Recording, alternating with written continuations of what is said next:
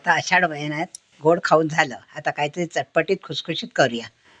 2 वाट्या मैदा घेतलाय, 2 वाटे गव्हाचं पीठ घेतलं, मीठ टाकलंय, मिरी पावडर, कसुरी मेथी आणि ओवा घालूया. हे बघा, आणि 2 ते 3 चमचे तूप टाकायचं आणि मळून घ्यायचं. अशी मूठ मारून बघायची, आपला मूठ होते काय.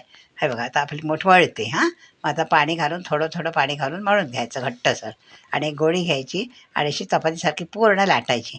त्यावर थोडंसं तेल लावायचं, वरून पीठ पेरायचं, जरा चाट मसाला टाकायचा आणि तिखट टाकायचं आणि एक रोल बनवायचा आणि असे छोट्या छोट्या गोळ्या करायच्या आणि लाटून घ्यायच्या. बघा, हलक्या हाताने लाटून घ्यायच्या सारख्या आणि मंद आचेवर तळून घ्यायच्या. म्हणजे आपल्या पुऱ्यांना कसा पदर सुटतो, चांगल्या लेअर्स येतात. ते बघा, दोन्ही बाजूनी खरपूस तळून घ्यायच्या. तुम्ही या रेसिपीला खारी पुरी म्हणाल का खारे चिरोटे म्हणाल, हे मला तुम्ही कमेंट्स करून सांगा.